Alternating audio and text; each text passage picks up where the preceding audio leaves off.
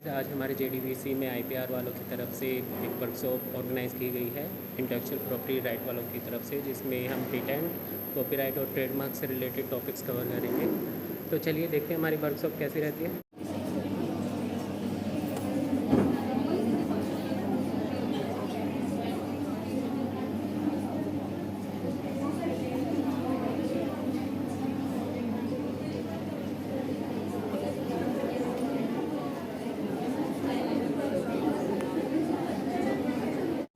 एक पौधा बाहर है, इस पौधे में उस पौधे में क्या फर्क है? इंडोर आउटडोर सेल्फ सस्टेनेबल है, खुद ही बढ़ जाते हैं, खुद ही घट जाते हैं।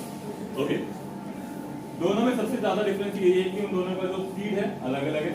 ये घर के अंदर भी सर्वाइव कर सकते हो, घर के बाहर भी सर्वाइव कर सकते हैं।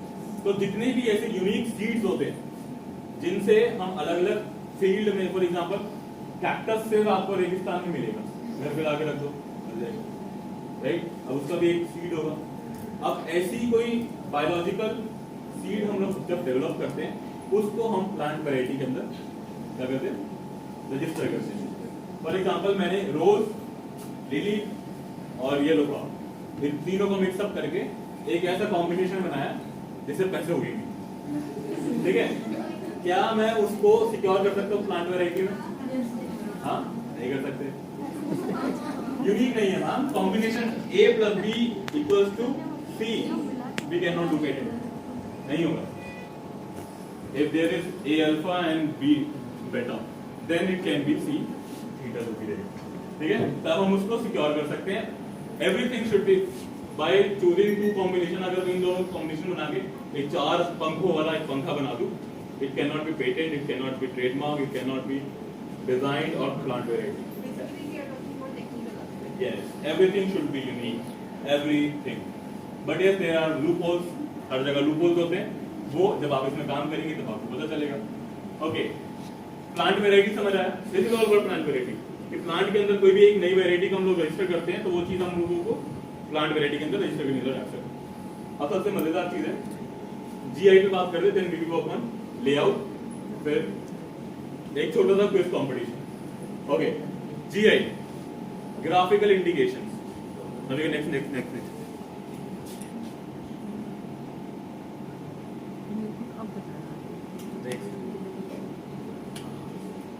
ओके, दार्जिलिंग की चाय, कांचीपुरम साड़ी, कोल्हापुरी चप्पल, तिरुपति के लड्डू, नागपुर के ऑरेंज और बीकानेर की भुजिया, सबने सुना? अब इसमें क्या कॉमन है?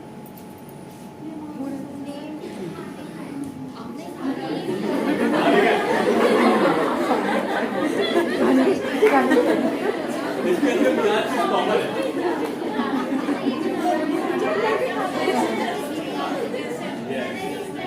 और जियोग्राफिकल से आप लोग क्या मेजर करते हैं? आपके दिमाग में क्या करते हैं?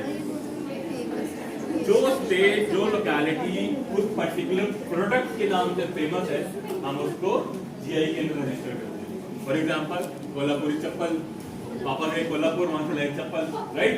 तो कोल्हापुर की चप्पल किस चीज से फेमस है? कोल्हापुर के नाम से। अब इसका फायदा क्या है? कभी पश्मीना शॉल के बारे में आपने सुना है? जम्मू में मिलता है, कभी देखा दिल्ली का पश्मीना शॉल लेके आया? नहीं, कभी सुना होगा। या मैं नोएडा कहता हूँ, नोएडा में मिलता है pashmina shawl, never ever happen. अब उस पर्टिकुलर प्रोडक्ट की मैन्युफैक्चरिंग हम उस पर्टिकुलर एरिया के बाहर नहीं कर सकते। आप कोई टेक्सटाइल वाले यहाँ पे होंगे, फैशन इंडस्ट्री वाले होंगे, अपने प्लेस को, अपने एरिया को फेमस कराइए अपने नाम से, कि लाइक क्या कहते हैं, चांदनी चौक की पेंसिल, राइट? तो पराठे, तो वो पर्टिकुलर प्रोडक्ट के नाम से फेमस है, राइट?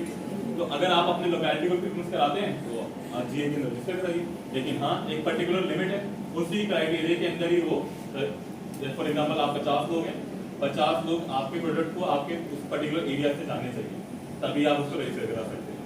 ये दार्जिलिंग की चाय का नाम सुना होगा आपने, कांचीपुरम साड़ी, यही सारी चीजें कि आपकी ज्योग्राफिकल इंडिकेशन या एक ज्योग्राफिकल एरिया के हिसाब से वो पर्टिकुलर चीज फेमस होनी चाहिए। कोई क्वेश्चन?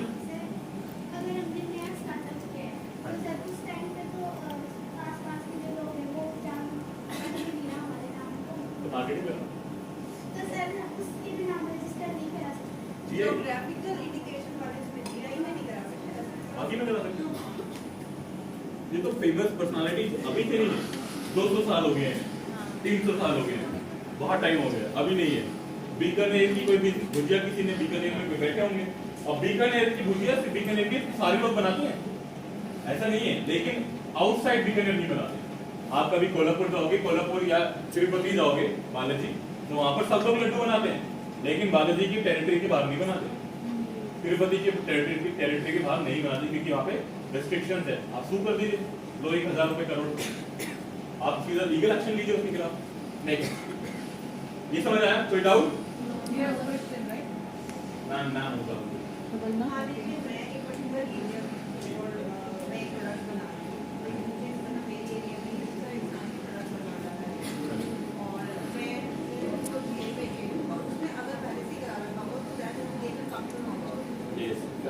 आप मैन्युफैक्चरिंग नहीं कर सकते किसी भी एरिया में, अपने घर के अंदर भी नहीं कर सकते। It is illegal, totally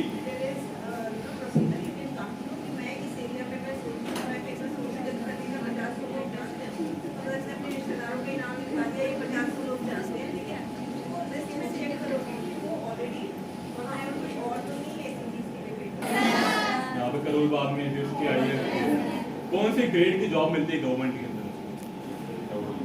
government के अंदर कौन से ग्रेड की जॉब मिलती है? Like A grade, B grade. A grade of होते हैं ना, लाल बत्ती वाली गाड़ी मिलती है, घर मिलता है बड़ा बड़ा, वो नॉन टेक्निकल फील्ड के अंदर मिलता है। It's a non technical field जिसमें आप SDM, DM, secretary, general secretary, section officer, ये सब बनते हैं। इन technical field patent is a A grade job, grade A job मिलती है आपको अगर आप एक पेटेंट कुछ भी नहीं है, ग्रेजुएशन होनी चाहिए आपके पास, एग्जाम क्लियर करो, आप पेटेंट करो, आपके पास भी नीली बुक वाली गाड़ी मिलेगी, सिंपल। लेकिन आपको एग्जाम क्लियर करना बहुत जरूरी है। It is very easy.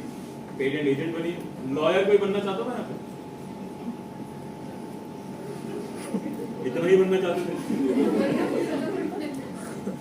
Okay, तो लॉयर जो बनना चाहते थे, और एक चीज और है, टेक्निकल फील्ड से बिलोंग करना आपको बहुत जरूरी है। आपकी जो ग्रेजुएशन है बीसीए, एमसी, बीटेक इनसे होनी चाहिए। ओके, ये समझ आया? चले, अच्छा एक चीज और बताइए, स्टार्टअप अभी तक किसी ने किया? कुछ सोचा है? उन्होंने किया? बताइए नाम, स्टार्टअप का नाम। क्या करते हो? ओके, प्रोडक्शन स्टार्ट है?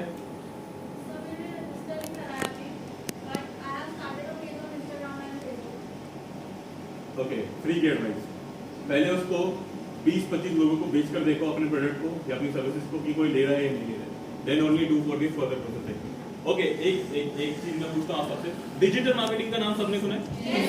What is digital marketing? क्या करते हैं डिजिटल मार्केटिंग? बूस्ट कर देते हैं 1000 लाइक्स। यस, क्या होता है उससे? कुछ नहीं।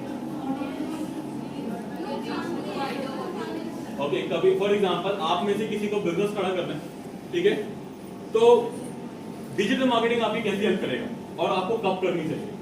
दिस इज फॉर यू मुस्कान, आपके लिए हेल्प होगा, बताइए। तो बोलो यार।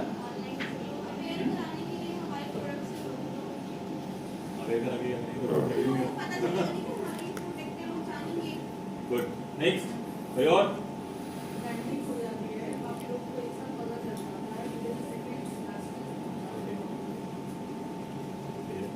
कोई और? What is the major aspect in any business? सबसे important डिपार्टमेंट कौन सा होता है बिजनेस के अंदर? कौन बोला? सेल्स कौन बोला?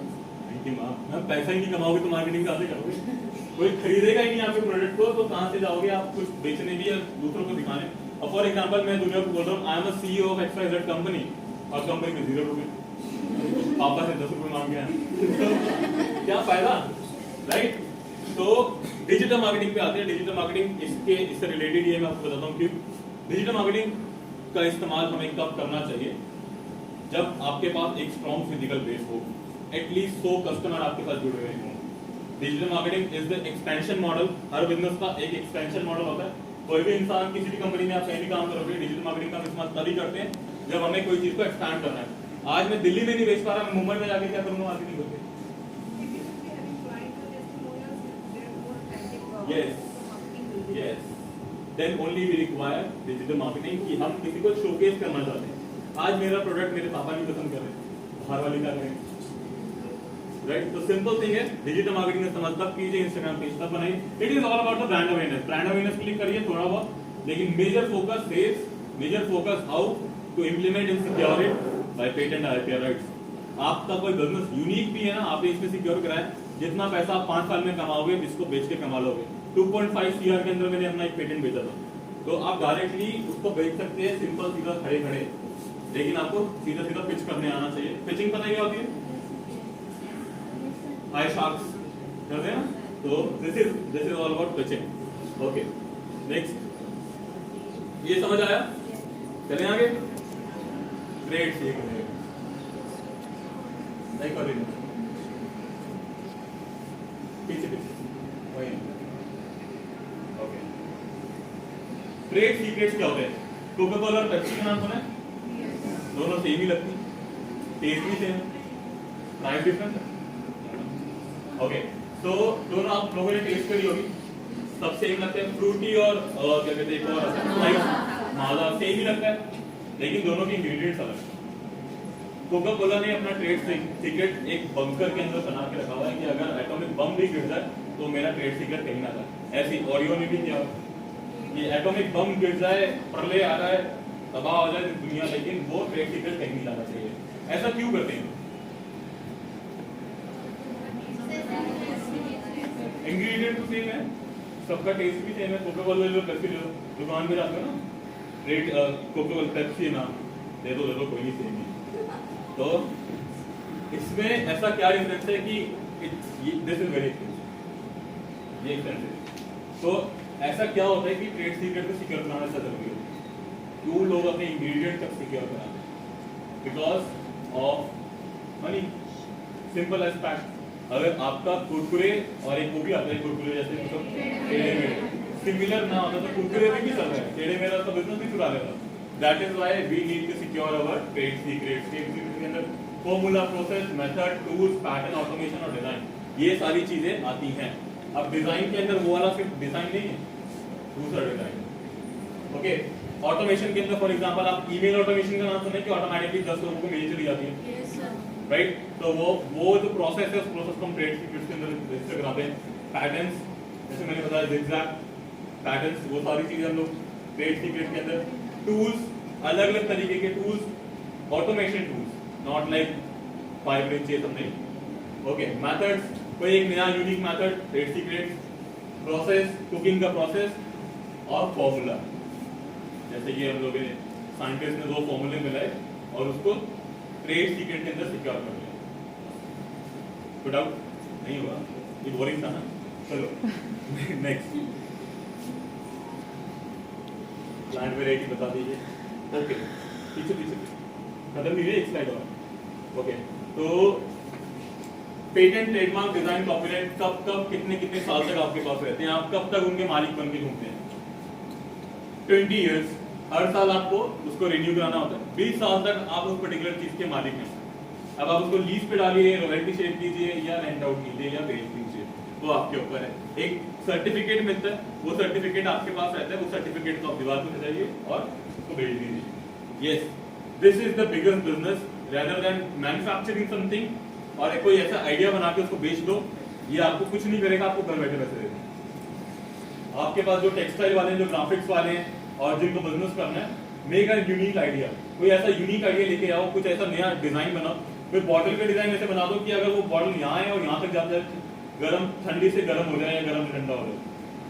अगर आपने ऐसा भी डिजाइन बनाया, मिल्टन को बेच दो, सैलून को बेच दो। ओके, ट्रेडमार्क लाइफ लॉन्ग रहता है, जिंदगी भर आपके साथ है। डिजाइन 15 साल के बाद वो ये सब पब्लिक हो जाता है, 20 साल के बाद पब्लिक हो जाता है। फॉर एग्जांपल मैंने कोई प्रोसेस बनाया, मैंने बनाया कि धूप से जलने वाला एसी बना दिया, अब वो 20 साल के बाद पब्लिक हो जाएगा। उसको कोई भी सिक्योर नहीं करा सकता, कोई भी नहीं खरीद सकता, किसी के पास भी वो राइट उसके पास नहीं रहेंगे। ओके, कॉपीराइट वगैरह, कॉपीराइट 60 इयर्स तक आपके साथ रहता है। जीआई लाइफ लॉन्ग रहता है, जिंदगी भर। एक बार रजिस्टर कराओ, कोई रिन्यूअल नहीं, कुछ नहीं आपके पास। रिन्यूअल 10 साल, सॉरी कॉपीराइट में कोई रिन्यूअल नहीं है। 60 इयर्स तक आपके साथ रहेगा, जिंदगी भर।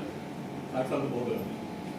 और फिर उसके बाद वो पब्लिक डोमेन में चला जाएगा। ठीक है, नेक्स्ट करें। अच्छा कह रहे मुझे को लिखने नहीं था। ओके, फाइलिंग प्रोसेस जानना है कि कैसे हम लोग फाइल करते हैं। जी,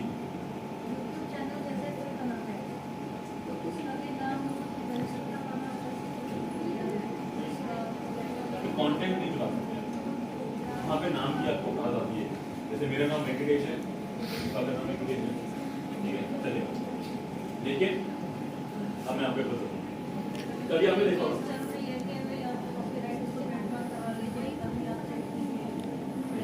YouTube में कुछ नहीं होता।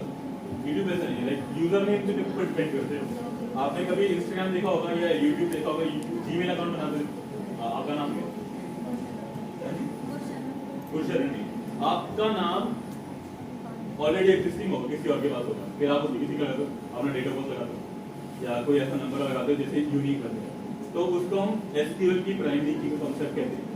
उसको स्ट्रक्चर क्वेरी लैंग्वेज कहा जाता है। एक नाम ऑलरेडी एक डेटाबेस में सेव हो जाता है तो फिर वो दोबारा तो नहीं मिलता, वो नहीं मिलता। सेम इन यूट्यूब के अंदर आपका नाम ऑलरेडी रजिस्टर है, आप वो नाम वाइन सर ठीक है, अब मैं उसके बारे में कुछ और बोलूँ, लेकिन यूट्यूब आपको इतना रिलैक्सेशन देता है। लेकिन जब कोई कंपनी खोलते हो ना, कंपनी के लिए रजिस्ट्रेशन करते हो, तब आपको ये सारी चीजें चाहिए। यूट्यूब के लिए नहीं चाहिए, लेकिन आप कंटेंट नहीं चला सकते। कंटेंट पे कॉपीराइट है, कंटेंट अलग होना चाहिए, इंटेलेक्चुअल होना चाहिए। ओके, पेटेंट का filing process. Next, form 1 2 3 5 9 18 I need a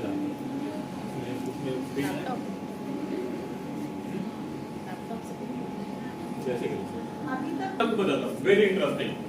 अगर मैंने आज इंडिया में पेटेंट कराया है, क्या मैं उसको America, Australia, Germany, XYZ company में करा सकता हूँ या ऑलरेडी हो चुका होगा? बताइए क्यों?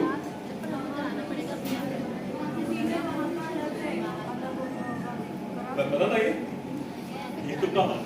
चलो तो जो इंडियन है, एक पेटेंट जो रहता है, पेटेंट IPR फील्ड है ना, कंट्री बाउंडेड है। It is a country bounded thing. आप इंडिया की कंट्री के बाहर जाके आपको दोबारा कराना पड़ेगा। उसके लिए एक फॉर्म लगता है, PCT एप्लीकेशन उसको कहते हैं। 6 महीने तक आपके राइट्स आपके पास रिजर्व रहते हैं, उसके बाद वो वहां पर कोई भी करा सकता है। लेकिन हाँ, वो आपके पेटेंट प्रायर आर्ट सर्च के अंदर फॉलो होने का। प्रायर आर्ट सर्च एक ऐसा सर्च होता है, जब हम किसी पेटेंट को फाइल करने जाते हैं, उससे पहले एक सर्च कंडक्ट किया जाता है ऑल ओवर वर्ल्ड में कि किसी ने ऐसा कोई इन्वेंशन किया तो नहीं हुआ। To make an invention which is novel is very very difficult. आप ऐसे ही बैठ के नहीं बना सकते उसको। एकदम idea must be unique, idea must be novel, और उसको इंडस्ट्रियल एप्लीकेबल होना बहुत जरूरी है, और उसकी डॉक्यूमेंटेशन सही होना बहुत जरूरी है। इंडस्ट्रियल एप्लीकेबल क्या होता है कि मैंने बना दिया कि पंखे को अगर मैं ऐसे पकड़ के करूंगा तो छतरी बन जाएगा, नहीं बनेगा, इट इज इम्पॉसिबल, राइट? ये इंडस्ट्रियल एप्लीकेबल है या नहीं है? इंडस्ट्री में आ सकता है या नहीं आ सकता? नहीं आ सकता, तो तभी हम उसको पेटेंट नहीं करा सकते। ओके, फाइलिंग प्रोसीजर होता है 18 महीने का रहता है। 18 मंथ्स के अंदर आपको पब्लिकेशन मिलता है पेटेंट का। पब्लिकेशन क्या होता है? जर्नल होते हैं, जर्नल्स के बारे में आपने सुना है? बुक पब्लिकेशन, पेपर पब्लिकेशन जानते हो आप लोग? ठीक है, वैसे जर्नल होते हैं। IP का एक जर्नल होता है इंडियन पेटेंट का, उसके अंदर आपका पहला पेटेंट रजिस्टर होता है, पब्लिश होता है 18 महीने के अंदर। इस प्रोसेस को जल्दी करने के लिए हमें फॉर्म डालना होता है, तो उससे क्या होता है? फास्ट ट्रैक पे चलता है। उसके बाद एक रिक्वेस्ट फॉर एग्जामिनेशन आती है। इसके अंदर क्या होता है? पहली बार किसी इंसान का आपके एप्लीकेशन के साथ क्या होता है? कनेक्शन होता है कि फर्स्ट टाइम एक ह्यूमन इंटरेक्शन होता है आपकी एप्लीकेशन के साथ, उससे पहले सारा कंप्यूटराइज्ड है। नेक्स्ट, वो 48 मंथ का प्रोसेस होता है, उसके अंदर भी आप थोड़े पैसे डालिए और आप उसका फास्ट ट्रैक पे ले जाइए। वो फॉर्म्स में आपको बताऊंगा। Pre grant opposition, okay, pre grant opposition आती है, उसके अंदर इनिशियल प्रोसेस, हियरिंग, डिसीजन और रिफ्यूज। प्री ग्रांट अपोजिशन हम लोग तब लेते हैं जब हमें लगता है कि हमारा जो पेटेंट है वो इतना ज्यादा नॉवल है, अगर वो दुनिया में चला गया तो हम बर्बाद हो जाएंगे और हमारे को कुछ नहीं मिलेगा। उसके लिए लोग क्या डालते हैं पैसे, क्योंकि IP इंडिया हर चीज फ्री में नहीं करता, कोई भी चीज they will charge a lot at that time. उस प्री ग्रांट एप्लीकेशन के लिए आपको फिर एक अटॉर्नी चाहिए होता है, इनिशियल प्रोसेस होती है, हियरिंग होती है।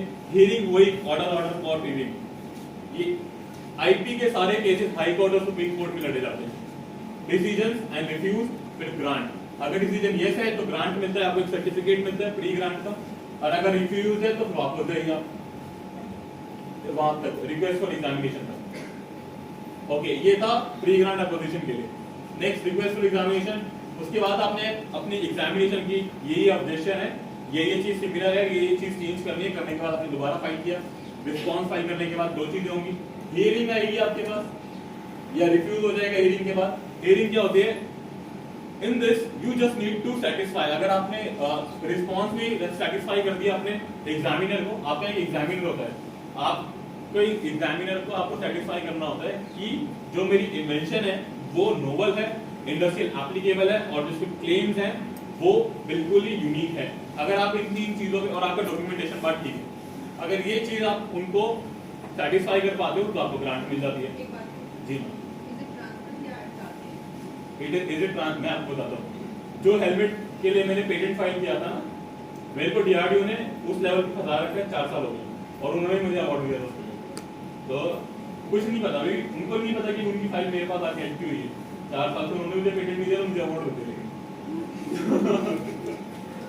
यस, इसमें ऐसा है कि देखिए, हर्षद मेहता को जानते हो सब लोग, है ना? लूपहोल्स एवरीवेयर, हर जगह लूपहोल्स, रिकॉर्ड किया। तो हर जगह लूपहोल्स होते हैं, उस लूपहोल्स का लोग इस्तेमाल भी करते हैं, क्योंकि ये इंडिया है। ओके, अब हम लोग चलते हैं, हियरिंग रिफ्यूज हुई, रिफ्यूज होने के बाद आगे चलेंगे फिर grant notified, post grant opposite, opposite. अब इसमें भी एक बहुत बड़ा लूपहोल है। फॉर एग्जांपल, जैसे कि हमें ग्रांट मिल गया, अब तो मैं बहुत खुश हूँ भाई, मेरे पास 20 साल के लिए किसी के राइट्स आ गए, अब कोई सोया हुआ आदमी जागेगा, ये तो मैंने सोचा था पहले, ये देखो डिजाइन, उसने आपके खिलाफ केस डाल दिया, फिर आप अटके, आपके पास ग्रांट है फिर भी आप उसकी मैन्युफैक्चरिंग नहीं करते। It is a very big business. जैसे कि डॉल्बी ने सैमसंग के ऊपर डाला, तो डॉल्बी को मालूम ही नहीं होगी हमारी क्यों है, लेकिन जब सैमसंग ने उसका इस्तेमाल किया, अरे ये तो हमारी थी, उन्हें पता है राजू, हमने बनाई थी पहले, तो उन्होंने इस्तेमाल किया और उन्होंने उसको यूज किया और पैसे लिए, 500 करोड़ रुपए मिले। मैं आपको बताता हूँ, जब डॉल्बी और सैमसंग का जो हियरिंग चल रहा था, एक गेस करो नंबर की जो उनका अटॉर्नी था वो कितना पैसा ले रहा था पर आवर। जैसे जैसे घंटे, 11 घंटे तक हियरिंग चली थी, उस 11 घंटे के अंदर उस पर्टिकुलर अटॉर्नी ने कितना अर्न किया होगा? 20 लाख रुपीस पर आवर की उसकी चार्जिंग थी, 20 लाख रुपए पर घंटा से बोल रहा था वो, 3.5 बोल रहा था। यस, आपको पता है एक Remfry and Sagar, Chadha and Chadha, Khurana and Khurana, these are the 100 year old firms, जो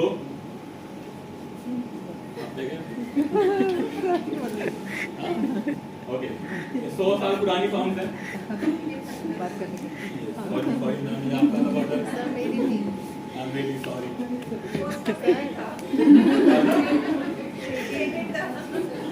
मैम हियरिंग शुरू करते हैं।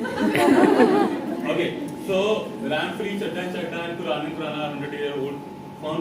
Okay, एक नंबर गेस करते हैं, how much they are earning in a day? So what is the revenue per day? RAM free एक form 100 year old, छोटी सी कंपनी है, मात्र 25-30 लोग हैं, दीपक को मालूम है कितना बनाते हैं। आप बताइए, एक दिन की अर्निंग, वन डे अर्निंग, जी पेटेंट फाइलिंग, ये सब छोटे मोटे प्रोसेस, करोड़,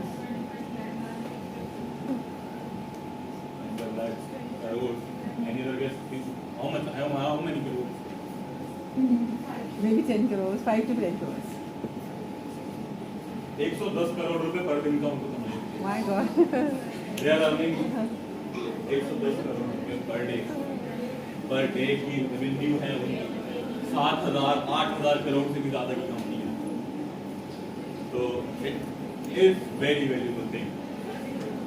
आपको पता है ये कंपनीज और वास्तव इंग्लैंड में डिफरेंस है, they are not spreading awareness, they are earning money, we are spreading awareness. ये लोग एक पेटेंट को फाइल करने का आप लोगों से इंडिविजुअल पर्सनालिटी से they will charge around like 4 to 5 lakh rupees, we charge around like 40, 30, 20, भाई कुछ भी तो नहीं होता।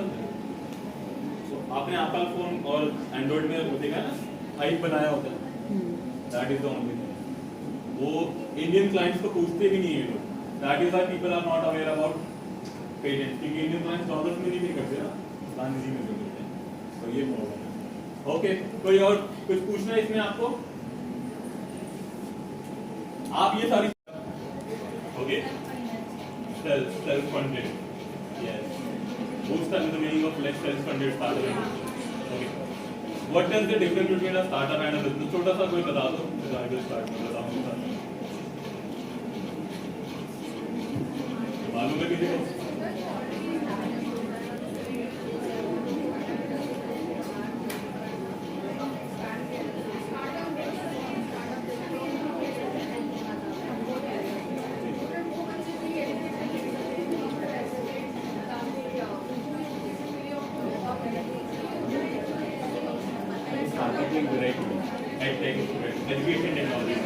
आप लोग अकेडमी सर्च कर सकते हैं, अकेडमी इज कंपनी जहाँ पे हम लोग बच्चों को एक छोटा सा गैप फिल करते हैं, मैं बाद में बताऊंगा, वो अभी उसके लिए में नहीं है।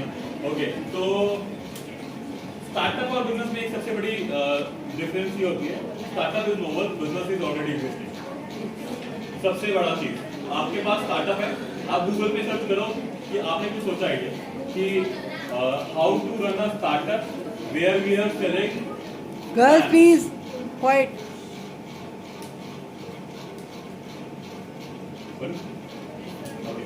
तो स्टार्टअप के अंदर एक सबसे बड़ी खूबी ये होती है, वो नोवेल होता है। आपको YouTube पे नहीं मिलेगा हाउ टू सर्च करने के लिए, बिजनेस मिलता है। आप बिजनेस में search, I want to open momos cart, ठीक है, आपको मिलेगा कुछ ना कुछ, आप वही चीज एज एन स्टार्टअप करो, आपको नहीं मिलेगा, because it is totally novel. अब स्टार्टअप के अंदर आजकल बहुत सारे टेक आ गए हैं, edtech, edutech, ADB, advertisement tech, और आईटी टेक, और लीगल टेक। अब बात करें legal tech and what is tech, and इन सबको वर्ड्स को मिलाकर क्या बनता है कि इनकी मदद से हमको टेक्नोलॉजी की मदद से कोई स्टार्टअप खोल रहे हैं। Startup is not all about कि कोई प्लेटफॉर्म बनाया हमने, हमने कुछ नोवल चीज बनाई, नोवल चीज तो बनाई को मतलब कुछ ऐसा लाइक ऐप बनाया, गेम बनाया, no, it's all about novelty, वो कहीं और नहीं मिलेगा। And startup is here to organise the unorganised sector. Business क्या करता है, बिजनेस आप कभी भी देखोगे ना, वो ऑर्गेनाइज सेक्टर को और एक्सपेंशन मॉडल पे वो कवर करता है। फॉर एग्जांपल, किसी के घर के पास परचून की दुकान नहीं है, आप बिजनेस खोल लो एक परचून की दुकान का, ऑलरेडी एग्जिस्टिंग है, राइट। अब आपको ये पता है कि आपके वहां पे ओके, दो डिफरेंस बताता हूँ, स्टार्टअप आपको कुछ समझ आ जाएगा बिजनेस का। बिजनेस ऑलरेडी एग्जिस्टिंग है, मैंने आपको बताया, परचून की दुकान आपने खोली, आपने डाली और वो वर्क कर रही है, क्योंकि आपको पता है ऑलरेडी क्लाइंट्स आ रहे हैं। स्टार्टअप में क्या है, फॉर एग्जांपल आप लोगों के घर में पेड़ पौधे होंगे, राइट, अब आप कहीं घूमने जाते हैं, उनको पानी कौन देता है, कोई नहीं देते, बेचारे मर जाते हैं। तो आपने एक ऐसा स्टार्टअप का आइडिया सोचा, जब कि आप कहीं जाओ तो आप अपने पेड़ पौधे होने दे जाओ और वो उनको खुद से पानी दो, और जब वापस आओ टैग लगाओगे, वापस आके आपको दे देंगे वापस कि आपके पेड़ पौधे ये थे, आप उनको घर पे वापस जाके, this is the startup idea, this is the startup. अब इसमें कोई, because this is novel, this is solving some problem. अगर हम लोग बिजनेस की बात करें, मैं कपड़ों का बिजनेस खोल सकता हूँ, टेक्सटाइल का, किसी और चीज का बिजनेस खोल सकता हूँ, that is already existing. And one more thing, when you call yourself a startup and when you call it business, जब आप सेल्फ सस्टेनेबल हो जाते हैं कि आप, for example, we are here, my company is running, I am not in my company, I am sleeping, I am enjoying my life, but ऐसा नहीं होता है, रहना जरूरी होता है। लेकिन हाँ, जब आपको आपके बिजनेस काफी जरूरत है, then a startup become a business.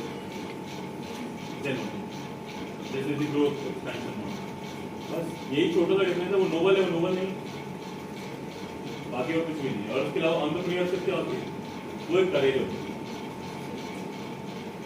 आप कुछ भी कर सकते हो अपनी जिंदगी के अंदर, कुछ भी, हिम्मत लगाओ, हो जाएगा। ओके, मैं थोड़ा सा अपने बारे में बताता हूँ, आपको मजा आएगा। I am a data scientist in Nokia. I'm a gold medalist, I'm vice president medal holding, and apart from that, इसके अलावा I am the highest salary package holder in my university, and I took that job within 10 days. 10 दिन के अंदर मैंने वो नौकरी छोड़ दी, उससे ज़्यादा पैसे जितना मैंने कमाया नहीं, उतना तो मैंने वहाँ पे आने जाने में लगा। क्यों छोड़ दी? I got placed in Nokia as a data scientist. I am the system manager in Java education. उसके बाद भी and I am the CEO at Vexo for IT services. And I quit that CEO job within 3 days. अब आप सोचो कि ये तो HR से मजे लेने जाते हैं, इन्होंने तो काम ही नहीं यहाँ पे. It is all about the knowledge कि आप कितनी जल्दी उस environment को, उस knowledge को grab कर पाते हैं. मेरे को हो गया 10 दिन के अंदर. Why I joined Java education? Just to know the what is sales. Sales क्या होती है? वो लोग वहाँ पर लड़का बन के लड़की की आवाज़ में 12 लाख का पैकेज भेज देते हैं. तो वो कैसे करते हैं? मैं वो सीख नहीं गया. आप कुछ भी कर सकते हो अपनी लाइफ के अंदर. You can. अब मैंने बैचलर ऑफ कंप्यूटर एप्लीकेशन करी, फिर मास्टर्स करी, तो नौकरी नहीं मिली थी. मेरे को जिंदगी भर से एक ख्वाहिश थी, I want to become a software engineer. बन गया. अब क्या करूँ? सेटिस्फाई हो गया. तो मैंने वो सेटिस्फैक्शन पार्ट फिर मैंने स्टार्टअप किया. फिर मेरे बिजनेस में आया, अलग अलग अपने बिजनेस कंसल्टेंसी के अंदर आए. तो आप क्या आइडिया, आपके अंदर की मोटिवेशन आपको खुद ही लानी होती है. और एक चीज आप हमेशा सीख लो, nothing is permanent in your life. कुछ भी चीज परमानेंट नहीं है. Everything is temporary and you are alone in this world. ठीक है, आप अकेले हो. आप कभी भी सोचोगे ना यार दोस्त आएगा तो करूंगा, कल करूंगा, ये करूंगा, वो करूंगा. भाई आज ही कर लो ना. क्या करना है अभी? लेटे तो हो, तो अभी कर लो, अभी तुरंत. अगर आज ही नहीं किया तो कल कोई और आ जाएगा, क्योंकि दिमाग तो सबके पास है, राइट. तो कल कर तो आज कर इसको अब पल में पल ले आ जाएगी, वो भी करेगा. तब सुना होगा सबने, तो तुरंत कर लिया करो, किसी दिमाग में आए और उसको लिख लिया करो. और ये चीज का ध्यान रखना, everything is temporary, nothing is permanent. अच्छा, आप लोगों ने गाना सुना है? मैं पल दो पल का शायर हूँ, पल दो पल मेरी रवानी है, पल दो पल मेरी हस्ती है, पल दो पल मेरी जवानी है. आप ये गाना सुनोगे, इसके वर्ड्स को सुनोगे तो आपको समझ आएगा what is the meaning of life. Everything is पल दो पल, आज है करने. अभी के मजे लो. Never never ever think about the future और द पास्ट को जाने दो. Live in the present. Present में जो अभी आपके हाथ में क्या है, अभी आप क्या कर सकते हो, live in that. You will boost. अपनी लाइफ में बहुत कुछ कर सकते हो. अरे रॉन्ग आंसर. Anyone else?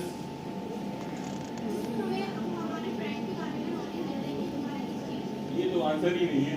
ये कोई आंसर नहीं है. कोई एक बस एक छोटा सा आंसर है कि डिजाइन